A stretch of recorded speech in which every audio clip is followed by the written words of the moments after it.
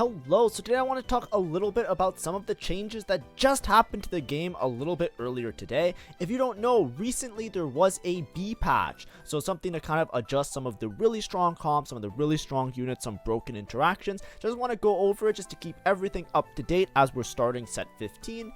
So this one's kind of coming as like, a bonus video that's a little outside the schedule because I thought the B patch would be a little bit later if I was being honest, but that's them just trying to sort it out as soon as possible, so that's great.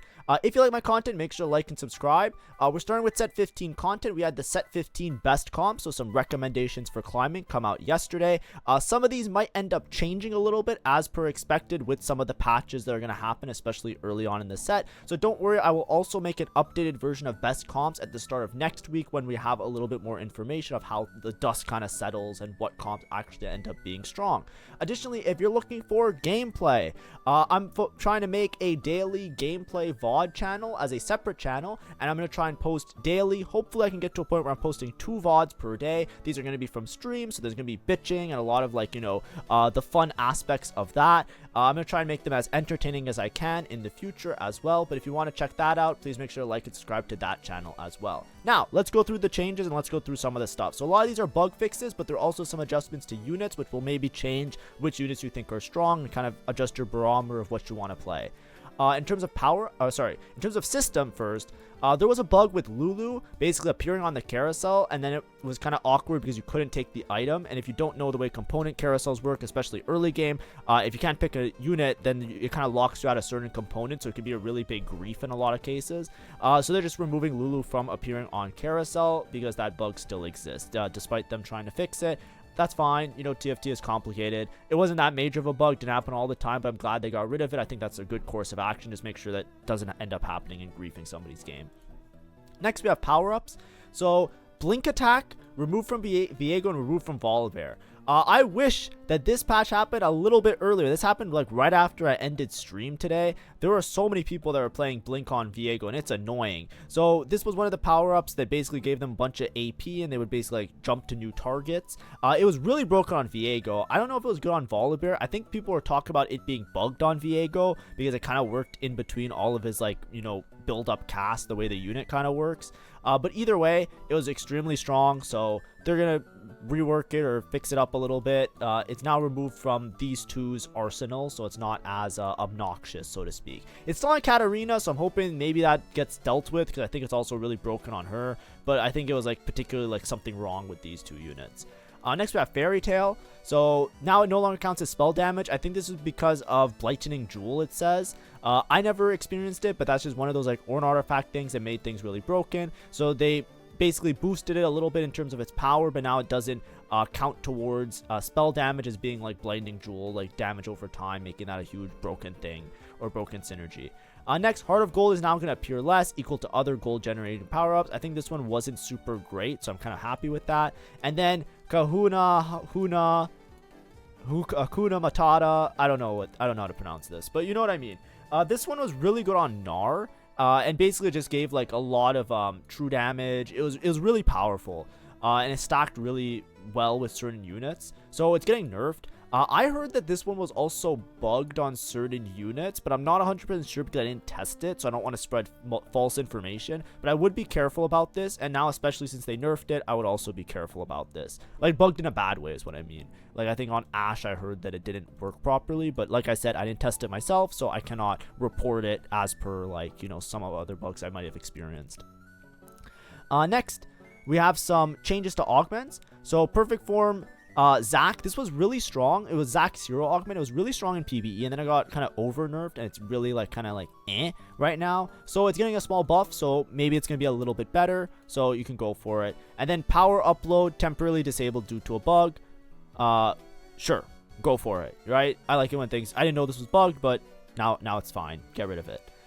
Anyways, items. So, man, this one's really big, especially to me, because I found that this is something that's going to affect my gameplay a little bit. But basically, they added mana regen to certain items, and it felt really strong on certain items. Namely, Morello, Radiant Void Staff, regular Void Staff, like some of these items, so like for example Void Staff and Morello, they gave a lot of mana regen that a lot of times it worked really well on certain units. So for example, if you were playing Gwen and you made Morello Void Staff, which was like really good Gwen items, or if you were playing any type of carry as like holding utility like Void Staff Morello, especially with Void Staff, it gave enough mana regen that it felt like you didn't need to make like a Shojin or a blue buff, right? Like you can imagine if you're playing Rise and you had Void Staff with Archangels with like another item that was based on a tier, you basically had like the equivalent mana regen as having a blue buff, right? Because you would basically crank that number up to 5. It was just good. And then with Rise's passive, you were fine. You never had to build mana on him. I'm not sure how that's going to change anything, but now just note, Void Staff especially, this one's probably going to hit a little bit harder. And then Morello, obviously giving less mana, and then of course like the Radiant versions. I'm sure this doesn't mean Radiant Void Staff twice. I think they mean Radiant Morello probably got dropped as well, or it's just like they just left it, who knows. Now some traits. So some of the traits that weren't necessarily performing well and some of the ones that were a little bit strong are going to get adjusted a little bit. I wish this happened, like I said, a little bit earlier, because I just like had a really frustrating day where a lot of these were like big problems, like especially Crystal Gambit. I had a game where I just like had a really bad Crystal Gambit cash out, but either way it's fine. Bastion, making the resist a little bit more, so some of those vertical Bastion lines and playing around Bastion could be a little bit better as we play the 4 and the 6 piece. Prodigy, so 5 Prodigy was a little bit strong. If you ever played around Yumi boards and you played like that half Prodigy, half Battle Academia with like Cassante, like that board was starting to creep up as being really strong.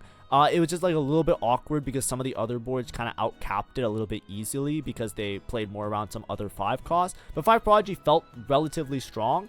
They're dropping it from 9 to 8. It's not that big of a drop. It's not that big of a nerf, but just something to keep it like in check, I think, as they adjust some other comps, I'm sure. Crystal Gambit felt really awkward in terms of the amount of gems that you get. So they're increasing the loot at all cash out levels. I think that's like, as much as I hate like these lost streak traits sometimes, Crystal Gambit felt really awful. Like I remember I was getting a cash out and my cash out was like just a spat and I sacked like the whole game for it. Like some of the cash outs were really bad. And then the 7 piece is getting a buff just to make it like more worthwhile to play like Crystal Gambit with the spat into the Crystal Gambit line. I think this is fine because right now it just didn't feel that good, all that good to play. You usually just lost out if you played this because you had to look for Zyra and it felt kind of awkward. But the multiplier on 3, this is the only thing. Stage 4 is getting less. I think that's fine. That's like late cash outs if you're going for like some scam. So I think this will hopefully help it. Hopefully it's not too overtuned, but I think it did need some sort of buff. I just think it wasn't in like a crazy state because it just felt like you never played Crystal Gambit. It just wasn't worth it in a lot of games. Next we have Soul Fighter. I've been saying this. I think it gives way too much HP for what it does. So they're dropping the 8 Soul Fighter HP from 750 to 650. I think it was like, you know, it was sooner or later it was gonna come. So this is just gonna make your board significantly less tanky, which makes it a little bit less consistent. So I think you're gonna need a lot better of a Soul Fighter spot to commit to Soul Fighter in order to take advantage of those mixed stats. Additionally, the true damage is dropping a little bit. That's fine as well. Did a lot of damage. Everybody knows Gwen just wiping out a whole board. And then Wraith getting a little bit of buff. I think Wraith is kind of in a weird spot right now. Those type of trades usually take a while to kind of pop off unless they have like certain lines that end up falling into place. Now, 2-cost units. Gangplank Katarina overperforming. I think Katarina is like the big offender. I talked about her a little bit in my guide of like, you know, comps to play. I've been getting railed by Katarina all day. Blink attack Katarina just so annoying. Just like you're just playing the game and then randomly your backline just dies, right? Like it's just so hard to play around. That's not going to solve that issue that I had, right? But it's going to make her a little bit less consistent. She's getting an all-around nerf. It's like around like, you know, around like 10% or less, like not that much, right? And then also Gangplank's getting a nerf. Gangplank nerf seems pretty substantial on the 2-star Gangplank. As you can see, 3-star is going to be fine, and 1-star is like around the same. I think that's fine. I think 2-star Gangplank was kind of like where you would put melee items on him, and then you just like win streak a lot of like the mid game. So they are adjusting it, so it's not more of like a reroll Gangplank, which I don't think was particularly a big offender. It's more for like the stability of playing around Gangplank as a mid game unit, so keep that in mind. But all around, good changes. Those are 2 of the stronger units, like Gangplank for tempo, Katarina for high cap. Next, 3-cost units. So there's some things like I know Kog'Maw was really bad, so they're buffing Kog'Maw. But anyways, Ari getting a nerf all around, 2-star nerf. Pretty not that, like, it's around 10%. It is substantial. I think everybody kind of knows Ari has been like a really massive threat, even with a 2-star, especially when playing Star Guardian. So bring that tone that down a little bit, bring that down a little bit, totally fine. Kog'Maw, like I was saying, I think he just sucked, so bringing up that damage a little bit, I think that's fine. Because, like, you know, it always just felt like you had to play around Smolder, and it didn't really help without having the Kog'Maw. Like, I don't know, I like this change. Malzahar getting a little bit of a buff. There are some Malzahar reroll lines. We can keep an eye on it, but 3-star didn't get too much of a buff. It's mostly to 2-star, which could help with stabilizing around mid-game items. Rammus is getting more shield as well. Like I said, he's usually just playing around Smolder whenever you were playing Lulu, so this is cool. Then Swain, making him a little bit stronger as a tank, totally fine with that, and a little bit more of an AP ratio could maybe help out with some Sork lines if those ever become a good thing. And then Udyr Mentor burn duration is now getting dropped significantly.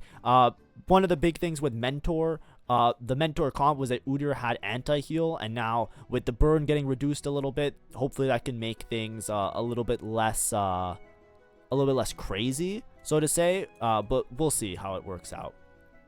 Anyways, 4-cost units. Karma is getting a buff. I think Karma needed a buff, so she just kind of really felt out of place and not really worthwhile.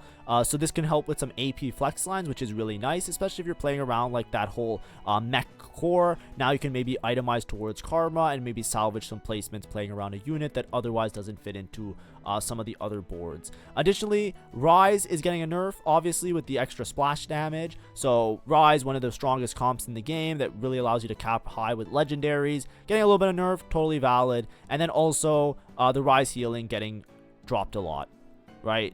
Things that we expected to come, gonna happen. Now there's also Cassandre bug fix. I had this bug occur multiple times today. Basically, he sometimes becomes untargetable, or when he's grabbed or displaced. I had a situation where he was hit with a stun and he was knocked up, but basically he's not untargetable anymore. It's a little bit of a bug fix. I think this only happened once today, but you know what I mean.